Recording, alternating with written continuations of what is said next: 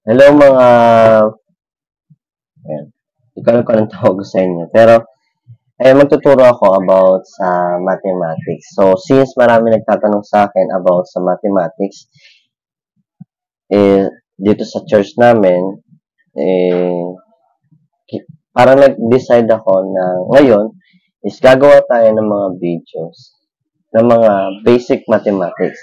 So, disclaimer lang din, hindi po ako magaling sa mathematics. Hindi rin naman ako pinakamagaling sa mathematics. So, ano lang, marunong lang ako, pero parang gusto ko lang din naman i-share sa inyo kung ano yung nalalaman ko sa mathematics. So, hopefully, may matutunan kayo. Then, kung meron mga akong maling maituturo, pwede nyo pong i-correct.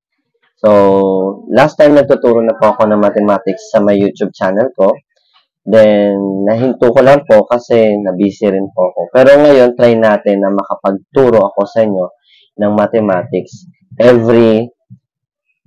siguro kung kailan, basta hindi muna ako mangangako. Pero ito ay basic mathematics na ituturo ko sa inyo. So, hopefully, i-like nyo, comment kayo sa baba kung talagang nagigets niyo.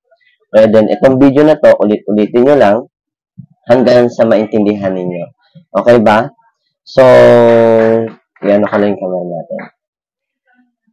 Ayan, first thing to know about mathematics is ito, yung M das. So, nakikita ba? Sige, babaan ko lang. First thing to know about mathematics is ito, M das. So, ano-ano ba yung M das na yan? So, itong M is multiplication.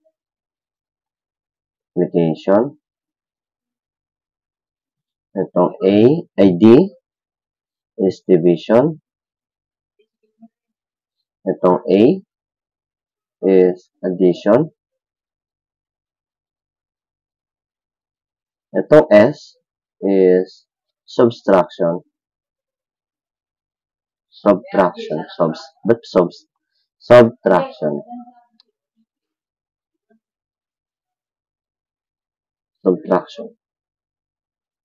So, yan yung M das. Okay? So, sa M das, kailangan is left to right. Okay? Then, dito, yung MD at AS is whichever comes first. So, kung ano mauna sa kanilang dalawa, yun yung unahin mo. Kunwari, nauna si division, unahin mo muna ang division. Pag nauna si multiplication, unahin mo na si multiplication. Then, bago ka mag-add or subtract. Okay? M or D, A or S, ganun siya. Okay? So, paano siya gagawin? So, kunwari, naka-encounter ka na 15 divided by 3 times 4 plus 6 minus 8. So, mga ganyan. Naka-encounter ka ng ganyan. So, uunahin mo muna, syempre, si division before ka mag-multiply. Okay? Tapos, addition before ka mag-subtraction. So, ang nangyari, si D, ito si M, ito si A, ito si S. Diba? So, nabaligtad yung dito. Pero, okay yan. Okay? So, 15 divided by 3 is equals 5. Times 4 is equals 20. Plus, ito, 6 equals 26. Minus 8 is equals 18. So, 18 ang tamang sagot dito. Okay? So, ganyan lang kadali ang MDAS. Ito ang pinakaunang dapat nalalaman ng estudyante kung paano kumikilos ang MDAS. Again, dapat paganon. So, paano naman po kapag si MDAS ganito nangyari? Lang natin. So, kunwari, 3 plus 6 divided by 4. 2 pala. Divided by 2 times minus pala. Sige, para ano lang tayo. Minus 2 times 3. So, ganyan. So, paano naman kung naging ganyan yung given?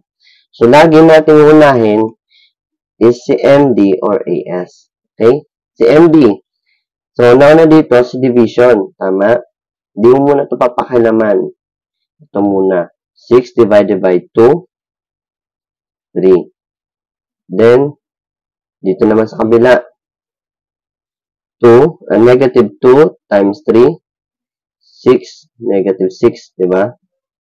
Then, 3 plus. Yan. So, 3 plus 3, 6 minus 6 is equals to 0. Yan, ganyan lang siya ginagawa. Okay ba? So,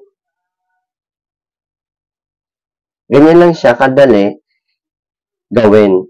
So, lagi nating aalalahanin itong MDAS na to, kung paano kumikilos si MDAS. Ito kasi, ang madalas, nahihirapan yung mga estudyante. Paano pag ganito nakalaki? Ang tingin kagad ng mga estudyante, mahirap na agad sagutin yung mathematical problem na to. Pero ang totoo, kapag alam niya ang daloy ng MDAS na to, magiging madali lang sa kanya ang pag-solve ng mga ganito. Kahit marami pa yan, magiging madali lang yan sa kanya.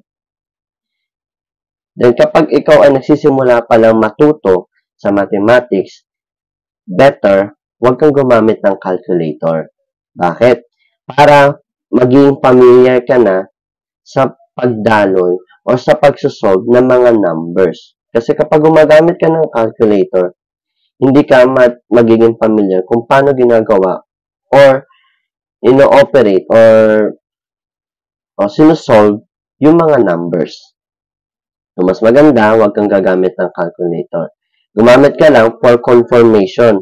Tama ba yung sinagot ko? Okay? At saka kasi sa calculator is from left to right ang sagutan. Hindi siya katulad ng ginagawa talaga ng totoong mathematics. From left to right yan. Subukan mo, 3 plus 6 divided by 2 minus 2 times 3. Minsan, mali pa ang sagot sa calculator. Diba? So, mas maganda, mano-mano mo na. Okay, ganito lang siya ginagawa. Ulit-ulitin nyo lang tong video na to. Okay? So, yun lang. Yun lang natatapos ang ating turo for today. Pero kung mayroon kayong mga gustong matutunan, gustong malaman about mathematics, try mong i-comment below.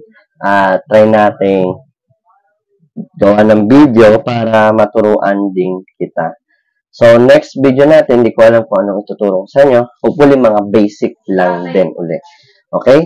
So, maraming salamat. I-share natin tong video na to. At ulit-ulitin nyo lang pala tong video na to para mas matutunan nyo kung paano mag-solve ng mathematical problem. Okay? So, basic lang tayo. MDAS session tayo. So, hopefully, may natutunan kayo kung paano gawin, kung paano mag-solve ng napakaraming operations. Okay? Thank you, guys. Maraming salamat and God bless.